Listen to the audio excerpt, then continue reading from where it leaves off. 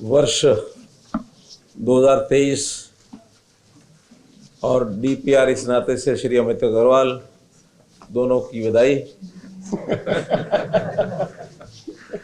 और नव वर्ष 2024 और नए डीपीआर मनदीप बराड़, इन दोनों को बधाई। मैं इसलिए दोनों को बैठा लिया था। सबको नव वर्ष की बधाई हो। आज इस वर्ष की पहली कैबिनेट मीटिंग थी 2024 की। तो इस कैबिनेट मीटिंग में कुल 17 एजेंडाज थे, जिसमें से चर्चा करने के बाद 2 एजेंडाज ऐसे थे जिसमें छोटी मोटी कमी पाई गई, तो उसको अगली मीटिंग के लिए रेफर किया है। 15 के ऊपर चर्चा करके उनको पास किया है। मुख्य रूप से उसमें जो आपको बताने लायक बातें हैं, उसके अंदर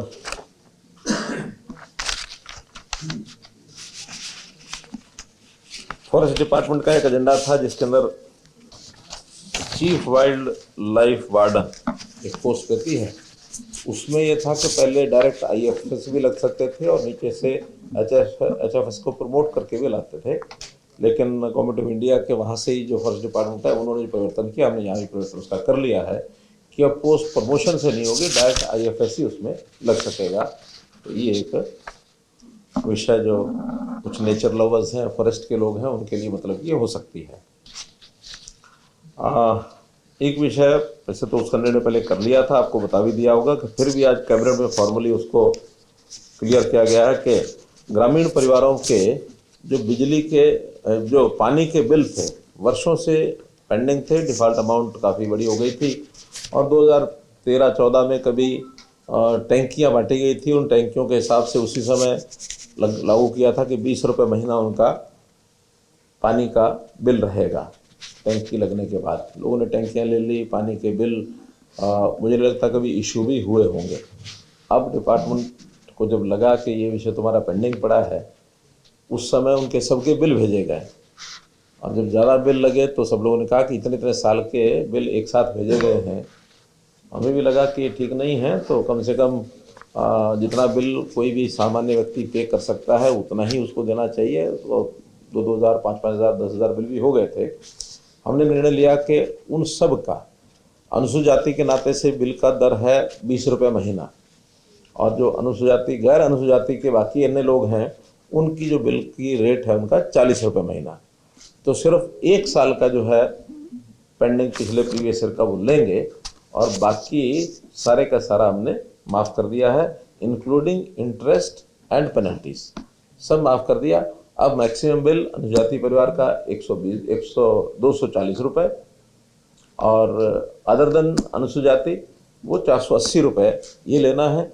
वो भी अगर एक साथ कोई दे देगा तो ठीक है, एक साथ नहीं देंगे तो अगले 1 साल में उसकी किस्तों में, यानी हर महीने 2 महीने का बिल आएगा 1 साल तक, ताकि उस 1 साल के बाद फिर वो समाप्त हो जाएगा। और इसके कारण से कुल 335 करोड़ रुपए तो ओरिजिनल राशि और 40 करोड़ रुपए के लगभग पेनल्टी और इंटरेस्ट ये माफ़ किए गए हैं, अर्थात 375 करोड़ रुपया ये माफ़ किया है ऐसे सब गरीब परिवारों के लिए।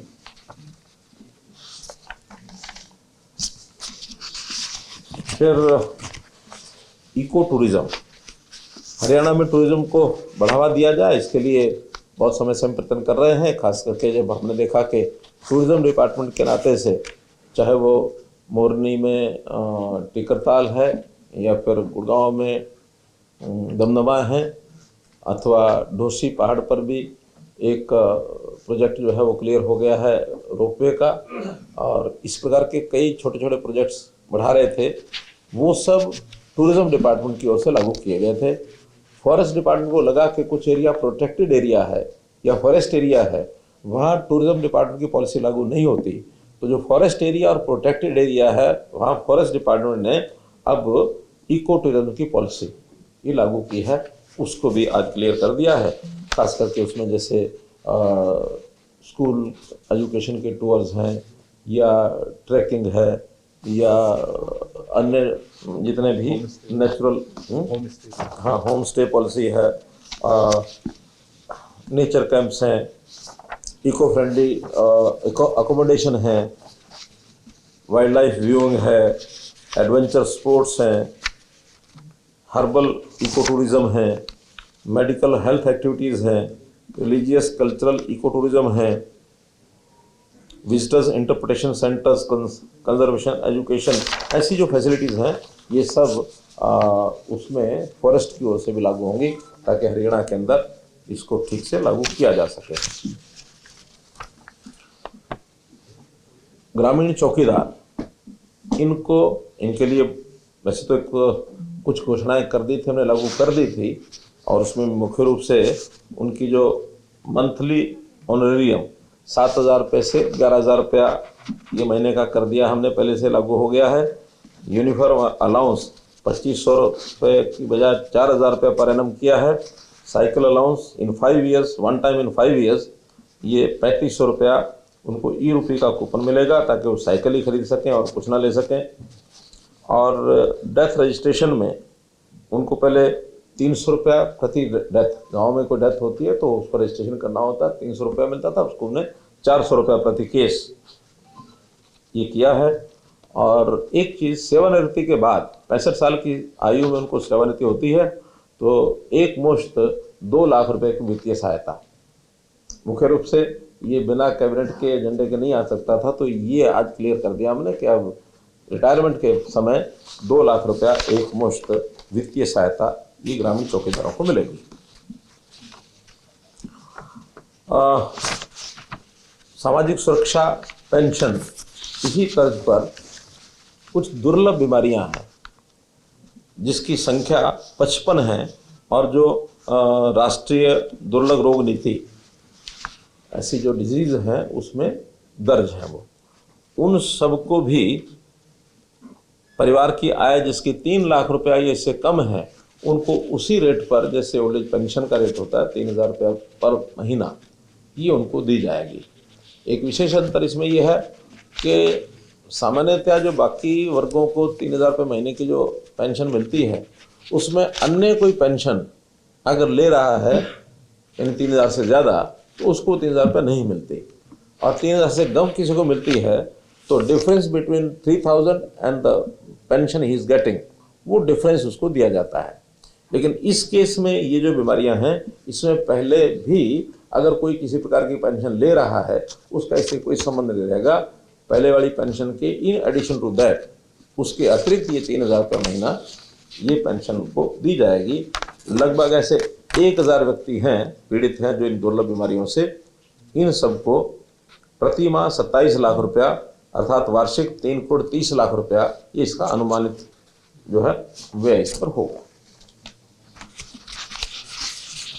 एक एजेंडा है राज्य सूची जो पिछड़ा वर्ग और अनुसूचित जाति, इसके अंदर एक संशोधन है। कुछ वर्ष पहले 7 जातियां अनुसूचित जाति में जोड़ने के लिए हमने लिखा था, जिसमें से 6 जातियों को अनुसूचित जाति के अंदर जोड़ दिया गया था। अहेरिया, अहेरी, हेरी, हरी, तुरी और थोरी, ये 6 जो है जोड़ दी गई थी एससी में। संयोग से कुछ परिवर्तन जो करने चाहिए वो नहीं हो पाए थे, तो ये 6 जातियां यहाँ एससी में ऑटोमेटिकली, क्योंकि केंद्र सरकार ने कर दिया था, जुड़ी गई। लेकिन जो 7 जातियां बीसी में भी चलती रही। 7वीं जाति है उसमें राय सिख, तो 7 बीसी में भी चलती रही, 6 एससी में भी आ गई। अब जो सर्टिफिकेट देते थे अधिकारी, कहीं तो एससी का दे रहे थे इन 6 जातियों का, कहीं बीसी को दे रहे थे। तो जब ध्यान में आई उनकी, तब उसमें से अब 7 जातियों को बीसी में से अब एक ही जाति रह गई वहाँ राय सिख, बाकी 6 निकाल दी गई, और वो 6 जो है अब एससी जाति में पहले से जुड़ गई हैं, वो जुड़ी हुई है। तो ये जो डबलिंग थी, डबल एंट्री, उसको समाप्त करके अब बीसी में 1 जाति, एससी में 6 जातियाँ, ऐसा उसको स्पष्टीकरण किया गया है। एक दूसरा उसके अंदर निर्णय ये है कि एक स्थान के ऊपर कुछ जो जंगम जाति है उसमें भी उसमें यानी जोगी, योगी, जंगम और एक शब्द लिखा हुआ था जंगम जोगी मिला करके, जंगम डैश जोगी।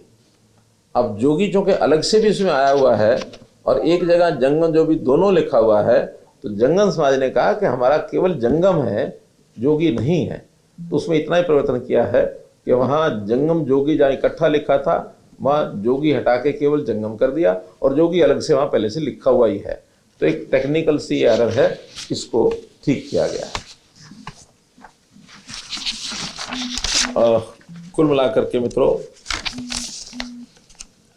जैसे मैंने बताया कि एजेंडा भले 15 थे लेकिन मुख्य रूप से यही थे, बाकी तो छोटे छोटे विषय थे, उसमें कोई बहुत ज़्यादा बताने की आवश्यकता नहीं है। इस संबंध में कोई बात आपको लगता हो कोई स्पष्ट करने की कर लें। वही होम डिपार्टमेंट के ही हैं 2 वो।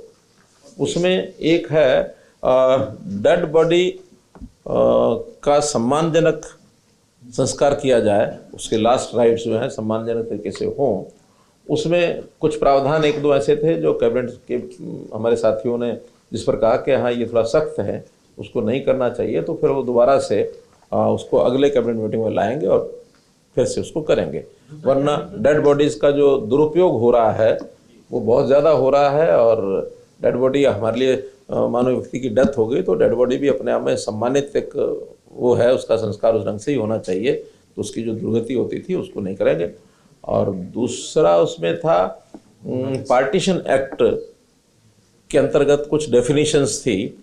उसमें मुख्य रूप से तो जो सम्मन्स को देने की पद्धति है उसमें कुछ चेंजेस हैं कोर्ट के, रेवेन्यू की साइड से कोर्ट्स की कोई डायरेक्शन है तो वो लाना है। और कुछ पार्टीशंस के जो प्रावधान हैं उनको थोड़ा सुझाव आए थे तो उसमें कोई डेफिनेशन में चेंज करने का विषय वो अगली बार लाए। विदेश भेजने वाली जो एजेंसियों को हमने रजिस्ट्रेशन करना था उसका कोई बिल लेके आना अभी आज नहीं है, नेक्स्ट कैबिनेट मीटिंग करेंगे। वैसे सर इस पर क्या कर रही है सरकार, कैसे देख रहे हैं सर? क्योंकि बहुत सारा फर्जीवाड़ा बढ़ा है, विदेश भेजने के नाम पे कई युवाओं का वो गुमराह किया। हम इसको चेक करेंगे और ये जो इस प्रकार की फर्जी तरीके से लोगों को विदेश भेजा जाता है इलीगल तरीके से, इसको हर कीमत पर रोकेंगे। और अब हमने फॉरेन कोऑपरेशन डिपार्टमेंट और जो सेल है हमारा क्या नहीं HKN तो है ही है, वो placement cell, overseas placement cell और फॉरेन कोऑपरेशन डिपार्टमेंट दोनों मिल करके जहाँ की आवश्यकता होती है उनको आवश्यकता के हिसाब से हम पब्लिक में एडवर्टाइज करते हैं। और HKRN यानी कौशल रोजगार निगम के माध्यम से उनकी ट्रेनिंग कराई जाती है और फिर उनको भेजा जाता है। अभी लगभग 10,000 से ऊपर 10,500 के आसपास एक हमने एडवर्टाइजमेंट की थी जिसमें 4,000 के आसपास लोगों ने अप्लाई किया है। उनकी सबकी ट्रेनिंग होगी रोहतक MDU यूनिवर्सिटी के अंदर। और वहाँ जो इजराइल के लोगों की खास करके डिमांड थी, तो जो ट्रेनिंग करवानी है उसमें इजराइल के लोगों का भी उस एग्रीमेंट के अंदर हमने उनको साथ लिया है। और वो ट्रेनिंग करा करके फिर उनको इजराइल जो लोग जाना चाह रहे हैं उनको इजराइल भेजा जाएगा। अगली एक एडवर्टाइजमेंट और 15 जनवरी के आसपास फिर से हम निकालेंगे ताकि जो लोग इस प्रकार से इलीगली जाने की कोशिश करते हैं उनको एक ठीक और साफ सुथरा स्वच्छ रास्ता मिल जाए। विदेश जाना कोई मना नहीं है और आखिर वहाँ जाकर के नौकरी करें या वहाँ जाकर कोई व्यवसाय करके अपना कोई फॉरेन एक्सचेंज भी कंट्रीब्यूट करते हैं देश के लिए, तो अपने आप उनके परिवार का भी लाभ होता है, इसमें देश का भी लाभ होता है। तो हम इसको मना नहीं करते, हम इसको प्रमोट करते हैं कि विदेश में भी जा कर के इलीगली ना जाएं, लीगल तरीके से जाएं। तो डिपार्टमेंट ने उसमें पहल की है। सर GST संग्रह में एक बार फिर से हरियाणा जो है देश के 5 शीर्ष राज्यों में 5वें स्थान पर किस तरह से आया, किस तरह देखते हैं? अच्छी बात है, देखना तो यही है। बजट सेशन है क्योंकि इस बार लोकसभा का चुनाव आना है 5 या 10 मार्च के आसपास लगता है, तो पहले होता है। तो अभी 9 महीने हमारे इस बजट सेशन के इस वर्ष के पूरे हो गए हैं। हमारी जो बजट की अलॉटमेंट थी, घोषणाएं थी, उसमें कितने प्रतिशत हमारा ये कम हो गया? वैसे तो 75 के आसपास होना चाहिए, पर आपको अगर कोट आई हो ऐसा ना कि लास्ट के महीनों में कुछ एडजस्टमेंट्स होती हैं, 5-7% तो उसमें होती हैं। ये एग्जैक्टली हर महीने उतना ही नहीं होता, थोड़ा कम रहता है। आखिर में 2 महीने 3 महीने 2 महीने क्या मार्च में ही कुछ एडजस्टमेंट होती है तो कुछ खर्चे उस समय बुक होते हैं। अभी मेरे हिसाब से 67% हमारा 21 दिसंबर तक का उसके अंदर एक आंकड़ा है। 9 दिन दिसंबर के और भी निकले हैं, तो और 2% ज़्यादा हुआ होगा तो 69 हो गया होगा। और मुझे लगता है कि उसमें 8-10% का कई बार अंतर रहता भी है, 5%, 7%, कभी 90 होता है, कभी 91 होता है। एक साल बीच में कभी आया था 108%, वो जितना हमने बजट बनाया था उसके बाद जो सप्लीमेंट्री बजट में और एक्स्ट्रा करने के बाद वो 100% ज़्यादा गया था, वरना ये 100% से नीचे ही रहता है। 90% और 96 के आसपास पहुंचता तो अच्छी परफॉर्मेंस होती है। कैपिटल एक्सपेंसेस जो सामान्यतः 35% उसमें रहते हैं। बीसी से जो एससी में लाया जाता है जातियों को, उनका क्या इकोनॉमिक एंड सोसाइटल स्टेटस को भी देखा जाता है? ऐसा कि ये हम तो यहाँ से उसकी एक एससी कमीशन जो स्टेट का है उसकी ओर से जब भी कोई रिकमेंडेशन आती है हम उसको सेंटर के जो एससी कमीशन है उनको भेजते हैं, और सेंटर का एससी कमीशन उनकी सब तरह चीज़ें देख करके उसका सोशल फिर उनका फाइनेंशियल और जो भी उसकी परिस्थिति रहती है उस हिसाब से एससी और खास करके एसटी इन 2 वर्गों का निर्णय गवर्नमेंट ऑफ इंडिया करती है। बीसी का निर्णय हम स्वयं करते हैं। बैकवर्ड क्लास कमीशन एक बना हुआ हरियाणा का, तो बैकवर्ड क्लास कमीशन अगर हरियाणा का किसी जाति के बारे में कहते कि इसको बीसी में डालना है, उसमें बीसी ए बीसी बी वो 2 वर्ग हैं, जिस वर्ग में डालना होता है तो वहाँ से रिकमेंडेशन आने के बाद फिर भी गवर्नमेंट उस पर विचार करती है कि वास्तव में डालने लायक है कि नहीं। मुख्यमंत्री जी 22 जनवरी को अयोध्या में प्राण प्रतिष्ठा है। तमाम सरकारें जो है इस पल को यादगार बनाने के लिए तमाम घोषणाएं कर रही हैं। जैसे छत्तीसगढ़ ने 22 जनवरी को पूरी तरीके से ट्राई डे घोषित कर दिया है, तो हरियाणा सरकार ने भी कुछ इस तरह की प्लानिंग की है कि इसको यादगार बनाने के लिए कोई घोषणा कर रही हो? देखिए, पहली बात तो ये कोई सरकारी कार्यक्रम नहीं है, सामाजिक कार्यक्रम है। ये अलग बात है कि प्राण प्रतिष्ठा के कार्यक्रम पर प्रधानमंत्री जी स्वयं वहाँ रहने वाले हैं और एक आह्वान किया गया है कि सब लोग इसको खुशी से जो तरीका होता है मनाने का, खास करके दीपावली जैसा उत्सव बने, घरों में लोग दीप जलाएं और माहौल ऐसा बने, और बाद में हर एक प्रदेश के लोग अपने अपने हिसाब से वहाँ जाएंगे, वहाँ भीड़ ज़्यादा ना हो जाए। तो वहाँ की जो समिति है, प्रबंध समिति, उन्होंने प्रदेशों को प्रारंभ में एक दिन का आह्वान किया कि इस एक दिन में ही जो लोग आए उस प्रदेश के तभी आएँ, और 1 महीना 20 दिन बीतने के बाद तो एक नॉर्मल रूटीन में जो इसने जाना वो जाएंगे। हमारे यहाँ से 9 फरवरी को लोग जाने के लिए कहा है कि उस दिन, और हो सकता है उस दिन हम रेलवे डिपार्टमेंट से बात करके स्पेशल ट्रेन की बात करनी होगी तो वो भी करेंगे। एक सवाल है मेरा, अभी हाल ही में देखा होगा कि आपने कुछ गेस्ट टीचर प्रदर्शन कर रहे थे, आपने मिलने का समय मांग रहे थे और पुलिस ने हल्का बल प्रयोग किया, सिरूर भी फूट गए। उनकी एक ही मांग थी कि मुख्यमंत्री से हमारी मुलाकात करिए, हम बात करना चाहते हैं। उसके बाद पटवारियों ने भी हड़ताल की घोषणा कर दी। अमूमन देखा जा रहा है लगभग कई डिपार्टमेंट के लोग जो है हड़ताल करके एक दबाव बनाने की कोशिश कर रहे हैं। तो समस्या कहाँ आ रही है? उनकी मांग आप तक नहीं पहुंच पा रही है, या ऐसी वो मांगे पूरी कह रहे हैं जो आप पूरी नहीं कर पा रहे हैं? मतलब है क्या स्थिति? अभी आपके संज्ञान में क्या मामला है? पूरे प्रश्न का आधा उत्तर तो आपने स्वयं दे दिया है ना? मैं भी वही कहना चाह रहा था। तो ये एक पूरा उत्तर बता दीजिए सर, वही ज्यादा बेहतर है। ये एक जो आपने कहा ना दबाव बनाना, तो ये एक अवसर होता है, लोग कोशिश करते हैं दबाव बनाने की, लेकिन हम लोग बड़े सरल तरीके से सबको बता देते हैं कि जो संभव है करना वो जरूर करेंगे, जो संभव नहीं है वो करना ठीक नहीं है। अब ये ठीक बात है कि गेस्ट टीचर्स को पिछले चुनाव यानी 2014 से पहले 10 साल पहले जब एक मांग रखी थी कि हमारी सिक्योरिटी कुछ हो, उस सिक्योरिटी के नाते एक स्पेशल बिल ला करके गेस्ट टीचर को इनकी 58 साल तक की नौकरी ये पक्की कर दी थी। अब उनका कहना है कि रेगुलर किया जाए, रेगुलर करने का प्रावधान अभी कहीं है नहीं, क्योंकि रेगुलेशन पॉलिसी जो 2014 की भी बनी थी, हाई कोर्ट ने उसको रिजेक्ट किया था कि 2014 की पॉलिसी 2011 की माने की थी।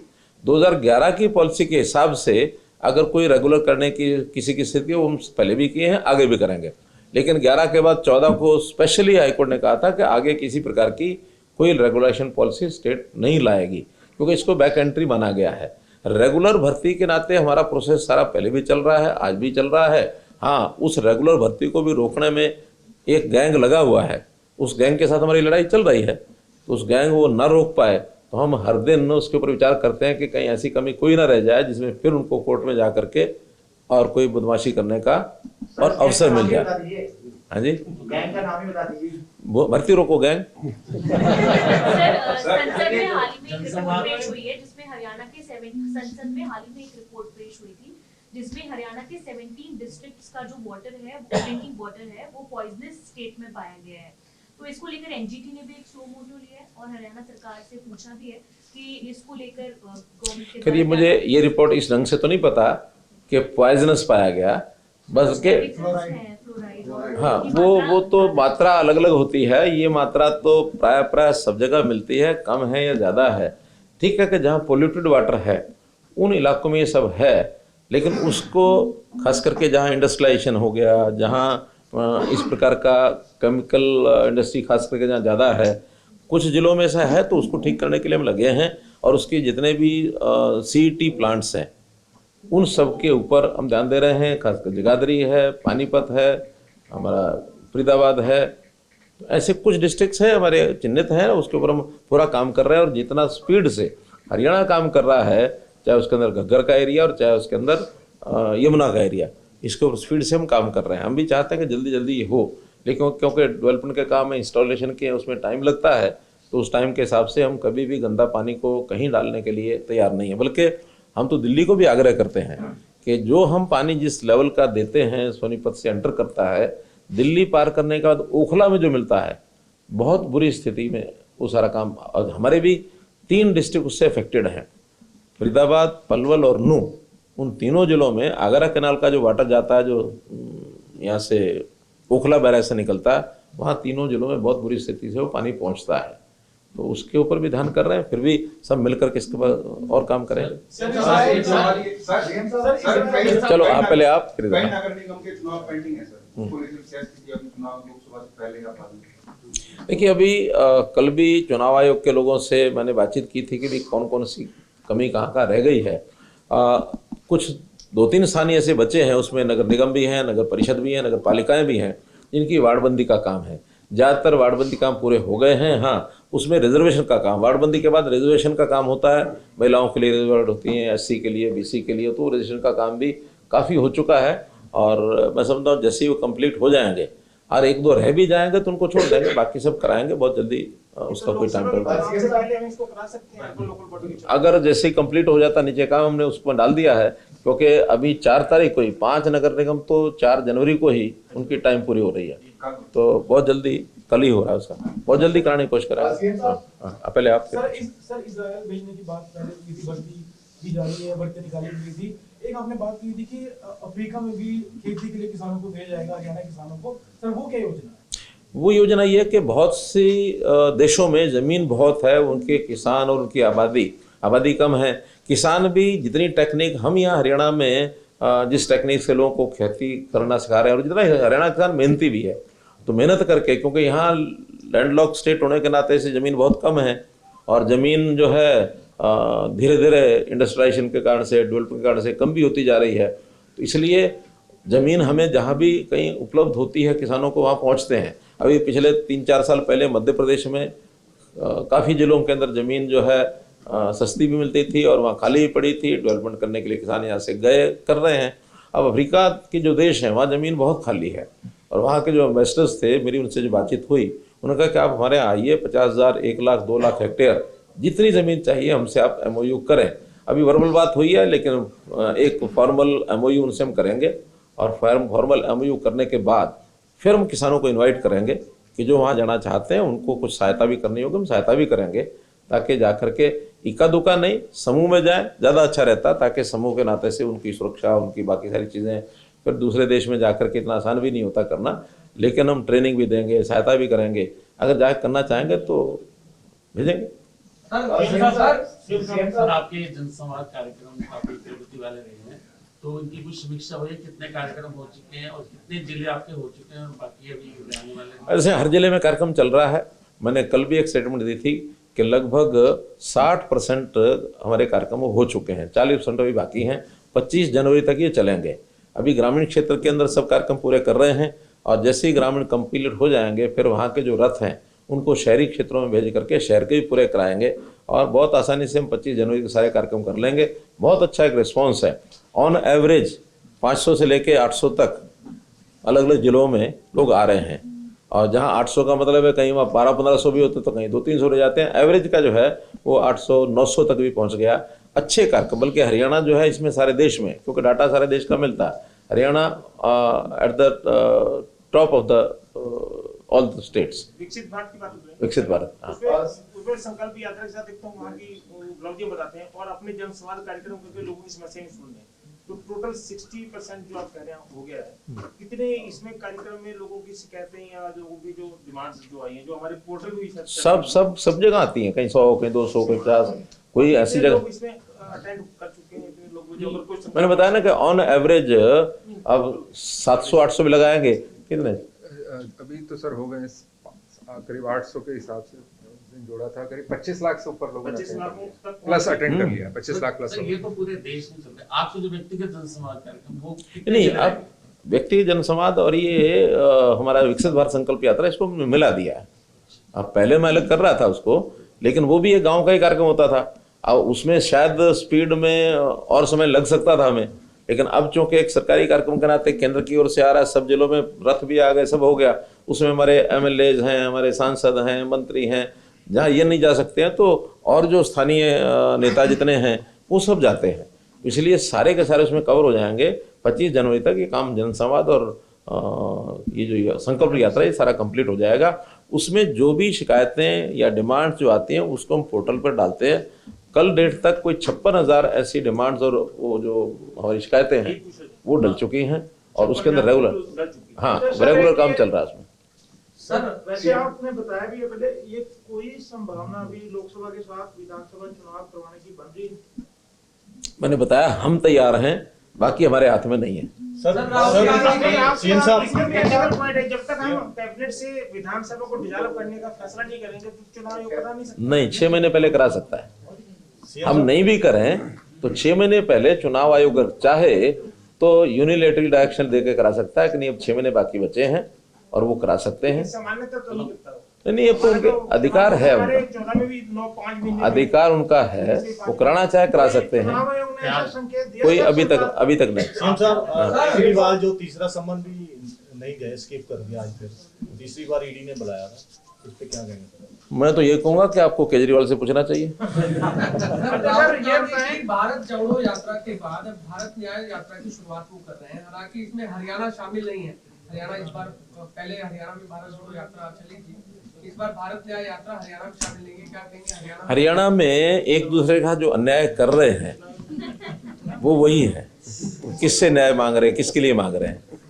वो एक एस के क्या वो SR के हुडा से अन्याय कर रहा है, हुडा किसी और से न्याय कर रहा है। तो वो अन्याय की गाथा है उनकी, तो अन्याय को खत्म करना है तो जहाँ उनको लगता है वो हिसाब से कराएंगे।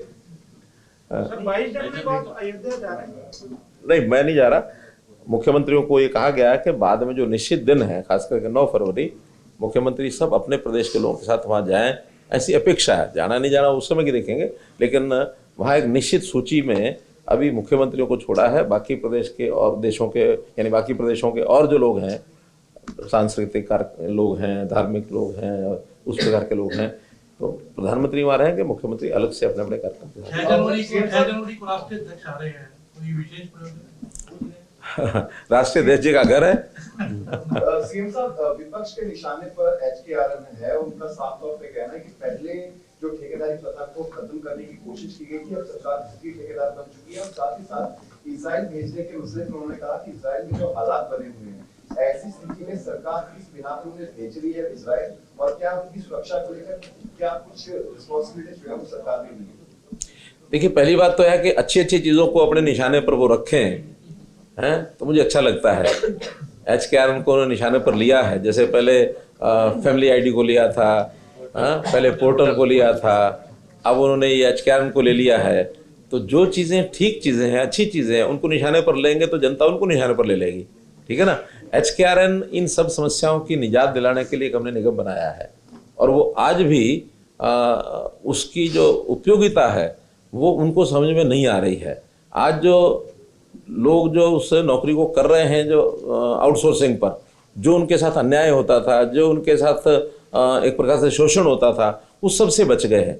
सबको ईपीएफ के अंतर्गत दर्ज कर लिया गया है, सबको ईएसआई का बेनिफिट मिलता है, सबको सैलरी टाइम पर मिलती है, वो जो कट लगते थे वो सब खत्म हो गए हैं, सबको निश्चित अपना पता है। हाँ, इतना ही है कि वो है ये भी आउटसोर्सिंग का ही, ये कोई पक्की नौकरी नहीं है। इसमें हमने अपनी योजनाओं में जो प्लानिंग बनाई है, पारदर्शी बनाई है कि जो गरीब है, जो पुअर है, जिसको छोटा सा काम मिलने के बाद भी उसके परिवार का सिस्टम चल पड़ेगा, हमने प्राथमिकता उसको दी है कि परिवार की आय 1 लाख रुपए से कम है तो उसके कोई नौजवान है तो पहले उनको दो, फिर 1.5 लाख से कम है, 180 से कम है, फिर उसको दो। दूसरा, उसमें अच्छे जो क्वालिफाइड पढ़े लिखे लोग हैं उसके हिसाब से मार्क्स हैं, उनका रैंकिंग बनता है, रैंकिंग के हिसाब से जितनी जहाँ से आवश्यकता होती है उनको दे देते हैं। ये सबको पता है कि 1 साल के बाद फिर रिन्यूअल होगा इसका, जैसे आउटसोर्सिंग में होता है तो सारा रिन्यूअल होता है, सब हिसाब से होता है। और ठेकेदारों से उनको मुक्ति दिलाई है, ये हमने कमिट किया था, हम ठेकेदारी प्रथा में से उनको बाहर निकालेंगे। अच्छा, शुरू में जो लोग नहीं आए थे हमने ऑप्शन दी थी, जो इसमें आना चाहे आए, नहीं तो ठेकेदार के हिसाब से जो काम कर रहा है करता रहे। जो लोग उस समय नहीं आए थे आज उनकी सिफारिशें हैं, दबाव है कि हमको भी HKRN में डालो, हमको HKRN में डालो, तो डिमांड हो रही है।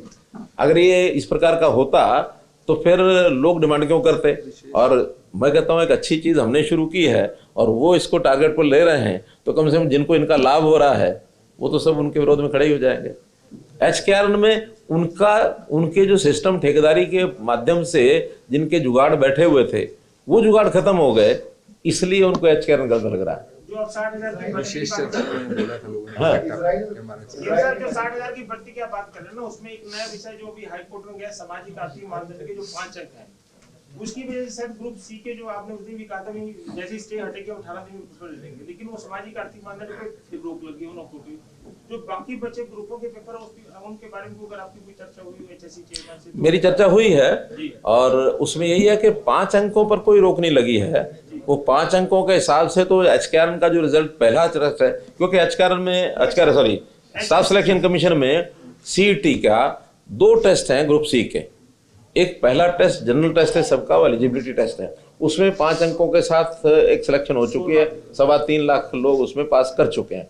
जो सेकंड टेस्ट है उसमें 2.5 अंक उनको मिलने थे, तो सेकंड टेस्ट में उन्होंने कहा कि इस 2.5 अंक का फैसला बाद में देंगे, अभी 2.5 अंकों के छोड़ के बाकी रिजल्ट बनाकर और आप लोग अपना रिजल्ट घोषित कर सकते हैं, पेपर ले सकते हैं और बाद में रिजल्ट भी घोषित कर सकते हैं। तो 2.5 अंक जो सबसे नीचे वाले होंगे उतनों का रिजल्ट रोकना होगा, क्योंकि अगर 2.5 अंक का बेनिफिट मिलता है कि नहीं मिलता है वो कोर्ट ज़्यादा डिसीजन करेगा। अगर नीचे वालों को 2.5 अंक का बेनिफिट मिल जाएगा तो 2.5 अंक ऊपर चले जाएंगे, और नहीं मिलता है तो जो ओरिजिनल 2.5 अंक या सारी लिस्ट है उस हिसाब से उनके सेक्शन मानी जाएगी। तो इसलिए उतना ही हम छोड़ करके बाकी सबका घोषित करें। कब तक पेपर सारे कंप्लीट हो जाएंगे? अभी शुरू हो गए हैं, 56-57 तो रोका ही हुआ है, बाद में 30 और 31 को कई ग्रुप्स के हो गए हैं। ये कुल मिला के हाँ, अब फिर हर सप्ताह 2-3 टेस्ट चले। पीछे आपने 2023 में घोषणा की थी कि जल्दी मेडिकल की सुविधाएं मिलेंगी सभी को, और अब तो आपने अपनी एक विशेष जिम्मेदारी अमित अग्रवाल जी को दे दी है कि वो आपके सारे प्रोजेक्ट को जल्दी हैंडल करें। ये प्रोजेक्ट हमारे पेंडिंग रह गया। 3 लाख तक की जिनकी इनकम है वो सारे उसमें शामिल हो गए, 3 से ऊपर बाद में सोचेंगे। धन्यवाद।